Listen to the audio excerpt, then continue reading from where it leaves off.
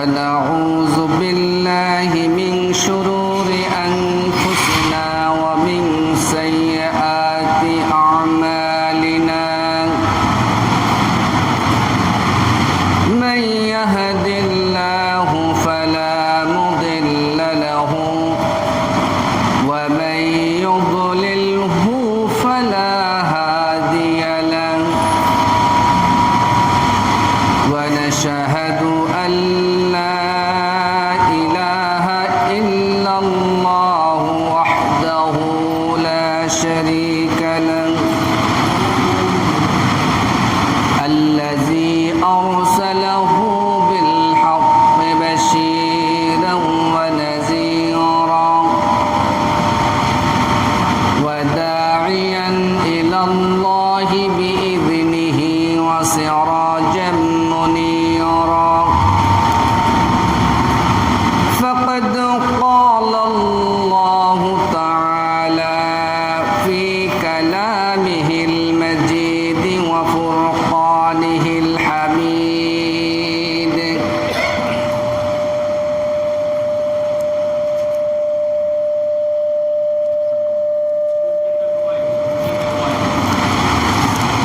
أعوذ بالله من الشيطان الرجيم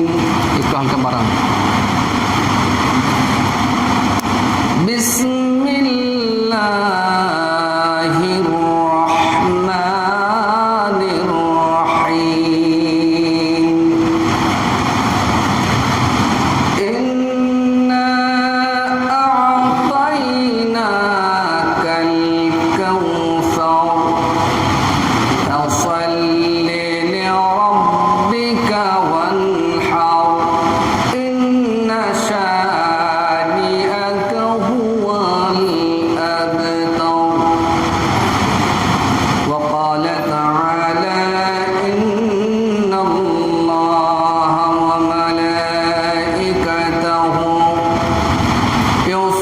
يصلون على النبي يا أيها الذين آمنوا صلوا عليه وسلموا تسليما اللهم صل على سيدنا مولانا محمد وعلى آل سيدنا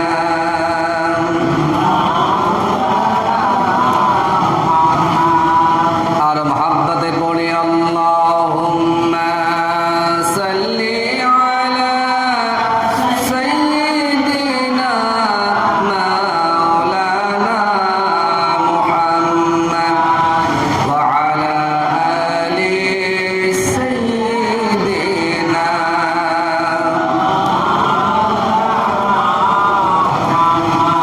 بلغ العلا بكماله كشف الدجى بجماله حسنت جميع خصاله صلوا عليه وآله مفاسد قوم زيرو زبر کرنے والا خبائل کشیرو شکر کرنے والا بلغ العلا بکمالہ کشف الدجى بجمالہ حسنت جميع خصاله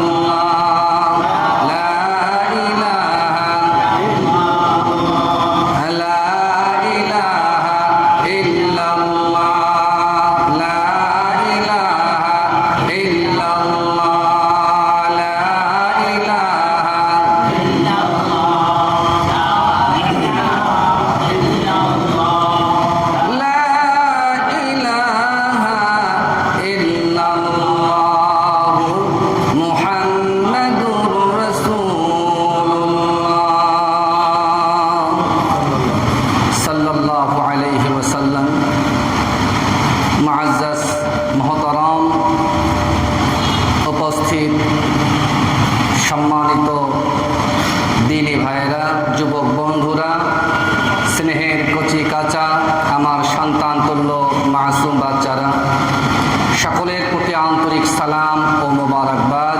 আসসালামু আলাইকুম ওয়া রাহমাতুল্লাহি ওয়া বারাকাতুহু। শুরুতেই জানতে চাচ্ছি আপনারা সকলে কেমন আছেন।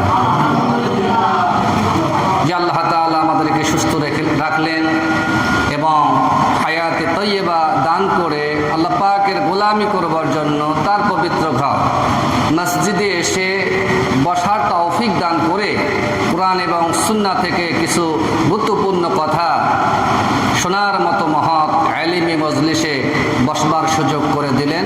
সে মহান মালিকের শুকরিয়া আদায় করে জবান খুলে পড়ছি আলহামদুলিল্লাহ। বলেন তো, শুকর আদায় করলে খুশি হন কে? তো আমরা সেই আল্লাহর খুশি করতে চাই কি চাই না? আরো একবার জোরে সরে বলেন আলহামদুলিল্লাহ। সকলে জবান খুলে পড়ুন, রব্বানা লাকাল হামদ হামদান কাসীরান তাইয়িবান মুবারাকান ফীহি। আমরা আল্লাহ পাকের শিখানো পবিত্র ভাষায় তার প্রশংসার বাণী উচ্চারণের মাধ্যমে তার কৃতজ্ঞতা আদায় করলাম। কেননা তিনি আমাদেরকে সুস্থ রেখেছেন, তিনি আমাদেরকে বাঁচিয়ে রেখেছেন, তিনি আমাদেরকে মহৎ কাজের আঞ্জামে তৌফিক দিয়েছেন, তিনি আমাদেরকে সৃষ্টি করে স্রষ্টার আসনে রয়েছে। ডেকেরা বলুন। আমার বন্ধুগণ, কথা না বাড়িয়ে আমি সরাসরি মূল আলোচনায় প্রবেশ করতে চাই, যেহেতু আমাদের সময় খুবই সংক্ষেপ।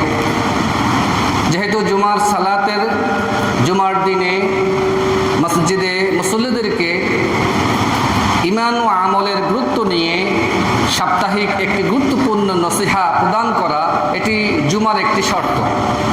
সেই শর্ত পালনের লক্ষ্যেই আমরা প্রত্যেক শুক্রবার জুমার নামাজের পূর্বে আমরা কিছু দিনই কথা আলোচনা করি এবং শুনে থাকি, ঠিকই না? তার ধারাবাহিকতায় আজকে আমাদের আলোচ্য বিষয় হলো কোরবানির গুরুত্ব, ফজিলত এবং এ সম্পর্কে কিছু মাসাইল।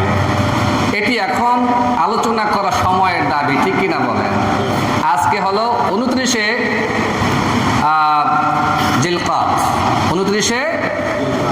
জিলকাত, আর আগামীকাল অর্থাৎ আজকে যদি 29 হয়, আজকেও মাস শেষ হওয়ার সম্ভাবনা আছে। যদি আজকে আকাশে চাঁদ দেখা না যায়, তবে আগামীকালকে চাঁদ দেখা যাবে, এতে আর কোনো সন্দেহ নেই। মাস 30 দিন পূর্ণ হলে চাঁদ দেখা যাবেই, এটি হলো সিদ্ধান্ত। তো আজ যদি আকাশে চাঁদ দেখা যায়, তাহলে এই আরবি মাস অর্থাৎ জিলকাদ মাস পূর্ণ হবে। আগামীকাল থেকে জিলহজ মাস শুরু হবে।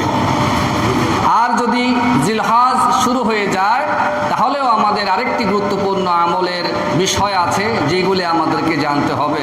কারণ জেনে শুনে আমল করার নাম ইসলাম।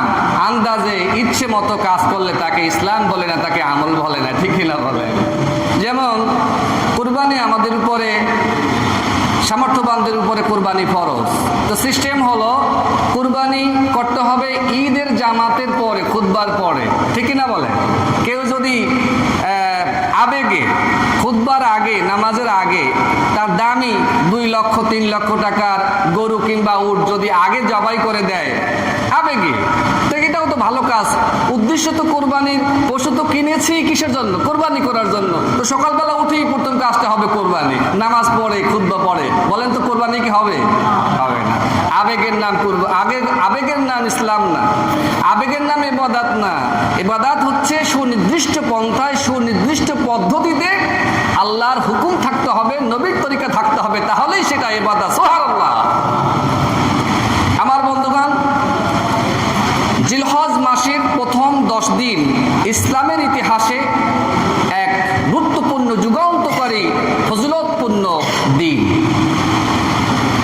আমরা জানি 10টি মাস অর্থাৎ বছরে 12টি মাস, তার মধ্যে একটি মাস হচ্ছে রমজান মাস, আর রমজান মাস হচ্ছে শ্রেষ্ঠ মাস। আপনারা কি আমার কথা বুঝতেছেন, শুনতেছেন? তো 12টি মাসের মধ্যে রমজান মাস হচ্ছে শ্রেষ্ঠ মাস।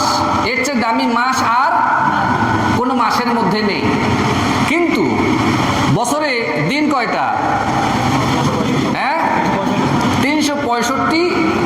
৬৬ দিন হতে পারে, আগে পরে কম বেশি হতে পারে, কোনো বছর ৬৫ হয়, কোনো বছর ৬৬ হয়।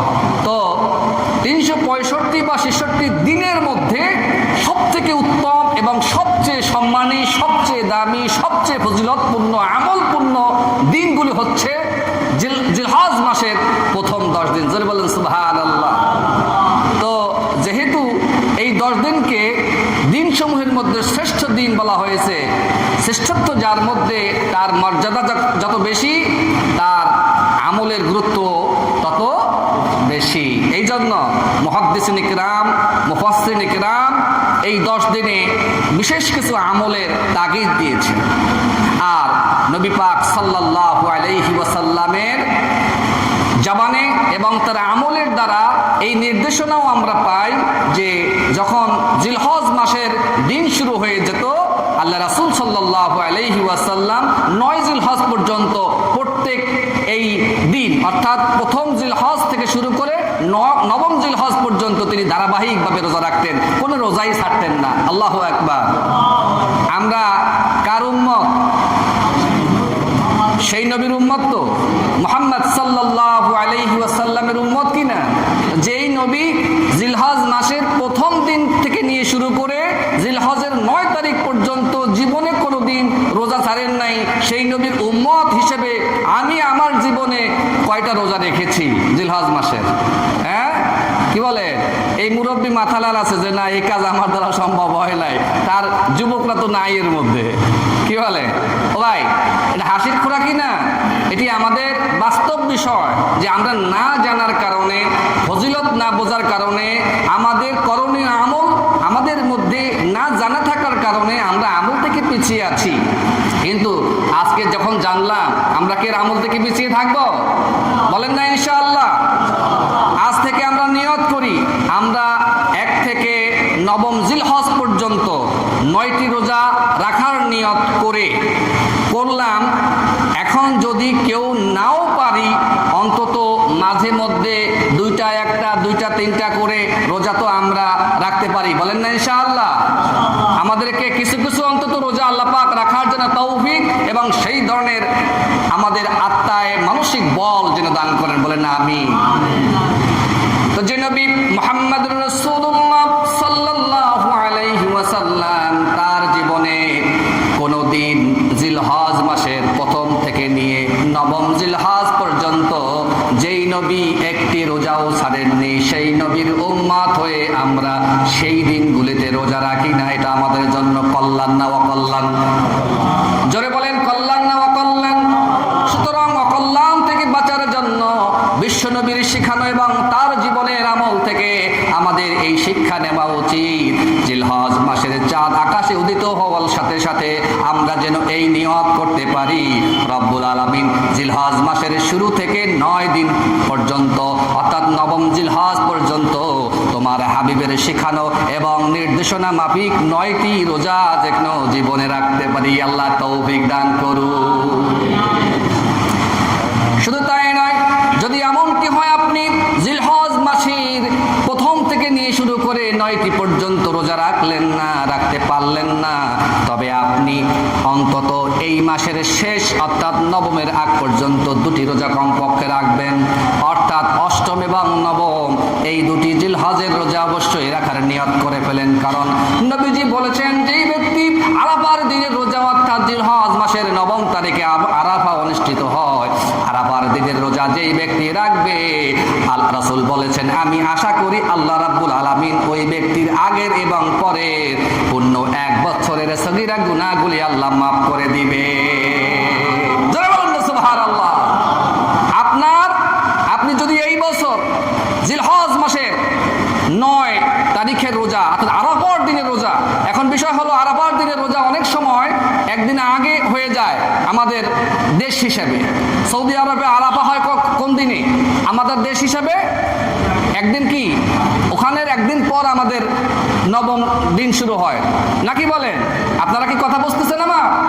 তাহলে এই জন্য সতর্কতামূলকভাবে একটি রোজা রাখলে কিন্তু আরাফার দিনের রোজা অথবা 9 জিলহজের রোজা আমাদের ছুটে যাওয়ার সম্ভাবনা থাকে। সেই জন্য আমরা সতর্কতামূলকভাবে ভাবে ওই আরাফার দিনের রোজা বা 9 জিলহজের রোজা সত্যিকার পক্ষে পাওয়ার জন্য আমরা কমপক্ষে জিলহজের 8 এবং 9 তারিখ অবশ্যই রোজা রাখবো। কারা কারা দুহাত উঁচু করে আল্লাহকে দেখায় লিল্লাহে তাকবীর। আল্লাহ পাক আমাদেরকে আল্লাহ পাকের কাছে কৃত এই ওয়াদা পালনের তৌফিক দান করুন। আপনি কি মনে করছেন? সাধারণ আমল মনে করছেন? এক বছরে আমরা কি পরিমাণ গুনাহ করি। কবিরা গুনাহগুলি ছাড়া সগীরা গুনার তো অভাব নাই, কবিরা গুনারই তো অভাব নাই। তারপর সগীরা গুনার তো আমরা তার সাগরের মধ্যেই ডুবে আছি, ঠিক না বলেন? সগীরা গুনার সাগরের মধ্যে ডুবে আছি না? আমাদের শ্বাসে প্রশ্বাসে কদমে কদমে আমরা গুনাহ করে ফেলি, ঠিক না বলে ভাই আমার?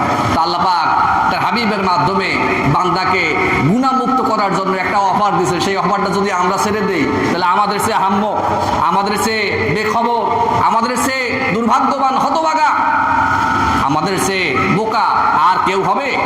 সুযোগ পেয়েও যে ব্যক্তি সুযোগ হারায় এর চেয়ে হতভাগা, এর চেয়ে দুর্ভাগ্যবান, এর চেয়ে কপাল পোড়া আর হতে পারে না।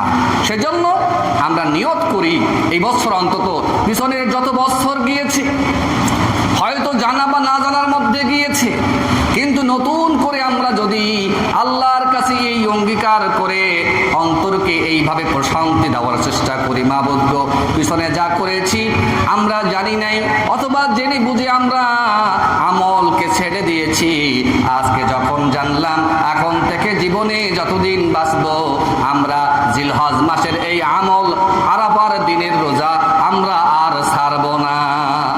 এই নিয়ত করে যদি আপনি আমল করতে শুরু করেন, আল্লাহ চাহে তো যদি কোনো কারণে কোনো বছর রোজা নাও রাখতে পারে, বিপদে থাকার কারণে, কষ্টে থাকার কারণে, অসুস্থ হওয়ার কারণে, আমার বিশ্বাস কোরআন হাদিস বলে ওই ব্যক্তির নিয়তের কারণে, রোজা না রাখতে পারার কারণেও আল্লাহ পাক তার আমলনামায় রোজার সওয়াব দান করবে।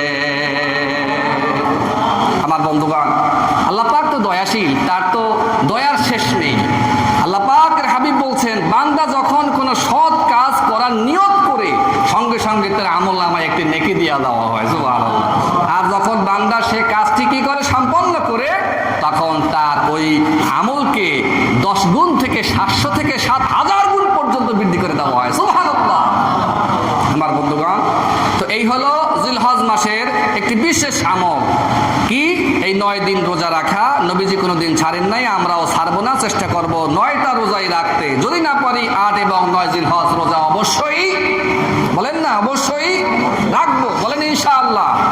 তারপর 2 নম্বর কথা হলো, যারা সামর্থ্যবান রয়েছেন, যারা কুরবানি করবেন, তাদের ব্যাপারে নির্দেশনা আছে। নবীজি বলেছেন যাদের সামর্থ্য রয়েছে, যারা কুরবানি করবে, তারা যেন জিলহজ মাসের চাঁদ আকাশে উদিত হতে দেখলে তারা তাদের হাতের নখ এবং চুল এবং মোচ এবং অমার্জিত যে অপ্রয়োজনীয় যে লোমগুলো আছে শরীরে, এগুলি আর কাটা যাবে না। এটি একটি নির্দেশনা। তো যারা কুরবানি করবেন এটি তাদের জন্য একটি আমল, আর যারা করবেন না ওই সওয়াব পাওয়ার জন্য আপনি যদি তা মান্য করেন আপনাকেও সমপরিমাণ সওয়াব পাবেন, সুবহানাল্লাহ। সুতরাং জিলহজ মাসের যেহেতু শুরু হয়নি এখনো, তাহলে আমরা যদি অপ্রয়োজনীয় কোনো অতিরিক্ত জিনিস আমাদের মধ্যে থেকে থাকে, পশম জাতীয় জিনিস, নখ সহ ইত্যাদি, তাহলে আমরা আজকে আকাশে চাঁদ দেখার আগে কাটবো। আজকে সন্ধ্যা হওয়ার আগেই কাটবো, কারণ চাঁদ ওঠার সম্ভাবনা আছে না নাই? আছে। আগামীকালকেও সুযোগ পেতে পারি, সেটা তো অপশনাল হয়ে গেল, ঠিক না বলুন? সুতরাং আজকেই যার প্রয়োজন সে কেটে নেবেন। যদি সেই আমলটি রাসূলের সুন্নাহ, সেই আমলটি করতে চান, তবে আজকেই অতিরিক্ত লোম এবং নখ ইত্যাদি কেটে নেবেন। আর যারা বিশেষ করে কুরবানি করবেন তারা তো অবশ্যই আমলটি করবেন, তাদের সাথে এই আমলটি হলো রিলেটেড। আর যারা সওয়াব নিতে চায়, যাদের উপর কোরবানি ওয়াজিব নয় কিন্তু সওয়াবের অংশীদারি হতে চায়, তারাও এই আমলটি করতে পারবে, সুবহানাল্লাহ বলেন। তো আমরা যদি রাসূলের শিখানো এবং আমরা যদি কোরআন এবং সুন্নাহর আমল যদি আমরা করতে পারি, তাহলে এর মাধ্যমে আমাদের সওয়াব হবে না গুনাহ হবে? সওয়াব হবে। সুতরাং সওয়াব পালনের জন্য আমরা এই আমলটি করব। আর দ্বিতীয়ত, এই মাসের অর্থাৎ জিলহজ মাসের প্রথম থেকে নবম তারিখ পর্যন্ত এই 10 এবং এই প্রথম 10 দিনের আমলের ব্যাপারে মুহাদ্দিসিন ইকরাম, মুফাসসির ইকরাম এবং উম্মার মধ্যে যারা স্কলার, কোরআন এবং সুন্নাহয় পারদর্শী ব্যক্তিরা তারা যে আমলগুলি উম্মতের জন্য বাতলে দিয়েছেন তা হলো বেশি বেশি করে তওবা এবং ইস্তেগফার করবে, বেশি বেশি করে তাসবিহ তাহলিল আদায় করবে, কোরআন তেলাওয়াত করবে, জিকির আসগার করবে এবং বেশি বেশি করে দরুদ শরীফ পাঠ করবে এবং আল্লাহর পথে বেশি বেশি করে দান করবে। অর্থাৎ নফল যে ইবাদতের অপশনগুলি আছে এইগুলি তারা বেশি বেশি করে করবে। যেহেতু শ্রেষ্ঠ দিন, শ্রেষ্ঠ সময় আমাদের মাঝে এসে যাচ্ছে, সুতরাং এই সময়ের মধ্যে আমরা কি করব সে বিষয়ে আমাদের একটু ধারণা থাকা উচিত, ঠিক না বলেন? দুর্ভাগ্য হলো আমরা অতিরিক্ত আমল কি করব, 5 ওয়াক্ত ফরজ নামাজের পরেই যে আমলগুলি, যে সুন্নাহগুলি, যে ফরজিয়াতগুলি, যে আমলগুলি আল্লাহ রাসূল করেছেন সেইগুলি আমরা করতে পারি না। সালাম ফিরানোর সঙ্গে সঙ্গেই আমরা মসজিদ থেকে বের হয়ে যাই, ঠিক না বলুন? সালাম ফিরানোর পরে রাসূল সাল্লাল্লাহু আলাইহি ওয়াসাল্লাম যে আমলগুলি করতেন, আল্লাহু আকবার বলতেন, আস্তাগফিরুল্লাহ 3 বার বলতেন, তারপরে তিনি আয়াতুল কুরসি পড়তেন, সুবহানাল্লাহ 33 বার, আলহামদুলিল্লাহ, আল্লাহু আকবার 33 বার, লা ইলাহা ইল্লাল্লাহু ওয়াহদাহু লা শারীকা লাহু, লাহুল মুলকু ওয়া লাহুল হামদু ওয়া হুয়া আলা কুল্লি শাইইন কাদির, এভাবে করতেন। মাগরিবের পরে তিনি আউযু বিল্লাহিস সামিউল আলিম মিনাশ শাইতানির রাজীম 3 বার পরে তিনি সূরাতুল হাশরের শেষ 3 আয়াত পড়তেন। আবার ফজরের নামাজের পরে একইভাবে তিনি পড়তেন। এর অনেক ফজিলত আছে, আমি সেই ফজিলতে যাচ্ছি না, আমি শুধু বলতে চাচ্ছি বিশেষ করে রাসূল সাল্লাল্লাহু আলাইহি ওয়াসাল্লাম 5 ওয়াক্ত নামাজের পরে যে দোয়া, যে ইস্তেগফার, যেই রকমের তিনি আমল করতেন, বিশেষ করে ওই আমলগুলো থেকে আমরা যেন মাহরুম হয়ে না যাই। আল্লাহ পাক আমাদেরকে সে তৌফিক দান করুন। প্রিয় হাজিরিন, সময় যেহেতু একেবারেই সংক্ষেপ, আমার যেহেতু বিষয় আজকে কুরবানির গুরুত্ব এবং ফজিলত সম্পর্কে, সুতরাং আমি সেদিকে এখন দৃষ্টিপাত করতে চাচ্ছি।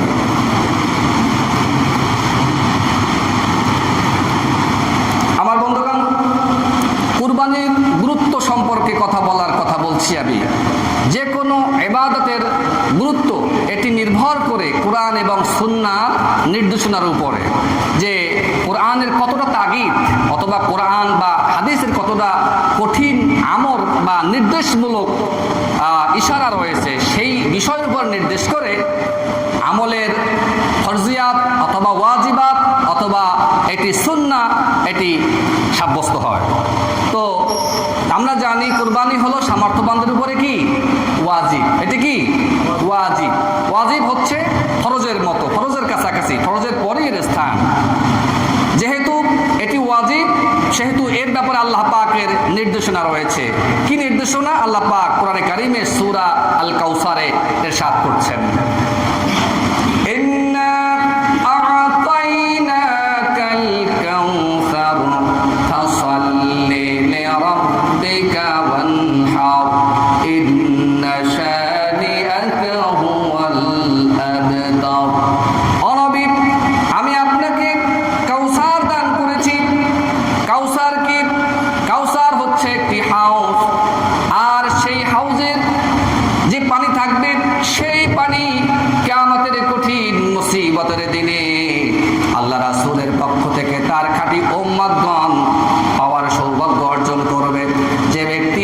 নবীর হাতে 1 গ্লাস হাউজে কাউসারের পানি পানের সৌভাগ্য অর্জন করবে, জান্নাতে যাওয়ার আগ পর্যন্ত ওই ব্যক্তির আর কোনো তৃষ্ণা লাগবে না, ওই ব্যক্তির আর কোনো পিপাসা লাগবে না, ওই ব্যক্তি পিপাসার্ত হবে না জান্নাতে পৌঁছানোর আগ পর্যন্ত। সুবহানাল্লাহ।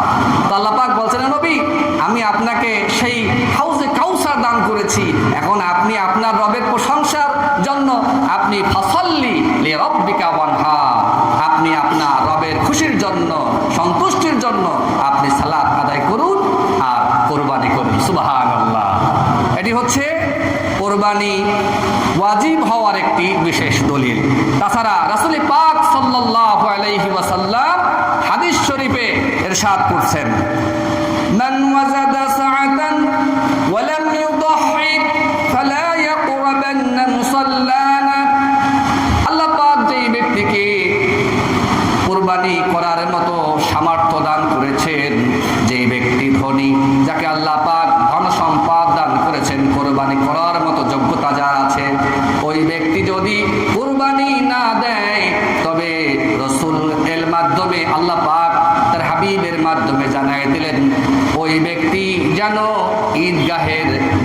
কাছেও না আসে। জোরে বলেন নাউজুবিল্লাহ। কি বলা হয়েছে? যে ব্যক্তির সামর্থ্য আছে, যে ব্যক্তির সামর্থ্য আছে কিন্তু সামর্থ্য থাকার পরেও যেই ব্যক্তি কুরবানি দেয় না, সেই ব্যক্তি যেন ঈদগাহে মুসাল্লা মানে ঈদগাহের কাছেও না আসে। অর্থাৎ আল্লাহ পাকের হুকুম তার উপরে বার্তাইছে, অথচ সে অবদ্ধ হয়ে কুরবানি করলো না। তার জন্য ঈদের নামাজ কি? তার জন্য ঈদের নামাজ নাই। সুতরাং এটি আপনাকে আসতে নিষেধ করা হয়েছে, মানে আপনাকে নিষেধ করা হয়েছে বিষয়টি শুধু এমনই নয়, আপনাকে আপনার প্রতি যারা কোরবানি করবে না তাদের প্রতি এটি একটি ধিক্কার। এটি কি? একটি ধিক্কার, সতর্ক বার্তা যে তোমার উপর কোরবানি ওয়াজিব। তোমাকে আল্লাহ সম্পদ দিয়েছেন, তারপরেও তুমি কেন কোরবানি করবে না? সুতরাং তোমার ওই কোরবানি করার ওয়াজিব ছিল, সেইটা না করে তুমি এখন ঈদগাহে যাবা, ভালো ভালো সুন্দর জামা কাপড় পরে যারা আমার হুকুম পালন করে তারা যেভাবে আনন্দ করবে তাদের সাথে তুমি আনন্দ করবা। তোমার আনন্দ কিসের? তোমার তো আনন্দ নাই, কারণ তুমি তো আমার হুকুমই মানো নাই। তোমার আবার ঈদগাহে আসার দরকার থাকে। কথা বলছেন কিনা? এটি একটি তার জন্য ধিক্কার, সতর্ক বার্তা যে তুমি কোরবানি করো না, তোমার সামর্থ্য আছে, আমি তোমাকে সম্পদশালী করেছি, তুমি আমার সেই হুকুম না মেনে তুমি সুন্দর আতর গোলাপ মেখে সুন্দর জামা পরে এই দিন যারা কোরবানি করবে আমার হুকুম পালনের জন্য, তাকওয়া হাসিল করার জন্য যারা ময়দানে যাবে, তুমি তাদের কাছে গিয়ে তাদের সাথে খুশিতে একত্রিত হবা, এটা তোমার জন্য সমীচীন নয়। আমার বন্ধুগণ, এর দ্বারা বোঝা যায় যে কোরবানি ওয়াজিব হওয়া এটি এই হাদিস এবং কোরআনে আয়াতে কারিমার মাধ্যমে এটি সাব্যস্ত হয়। তো কোরবানি করলে এর মাধ্যমে আমাদের উপকার কি, সওয়াব কি, এর মর্যাদা কি হবে, সে ব্যাপারে রাসূল সাল্লাল্লাহু আলাইহি ওয়াসাল্লাম একটি হাদিস বর্ণনা করেছেন, যা উম্মুল মুমিনিন হযরত আয়েশা সিদ্দিকা রাদিয়াল্লাহু তাআলা আনহা তিনি বর্ণনা করেছেন। قال رسول الله صلى الله عليه وسلم ما عمل ابن آدم يوم النهر عملا أحب إلى الله عز وجل من حلقة دم। আদম সন্তানেরা কুরবানির দিন কুরবানি অপেক্ষা অধিক কোন সুন্দর কিংবা কুরবানি করা অপেক্ষা অধিক কোন উত্তম আমল করতেই পারে না কুরবানি করা ছাড়া।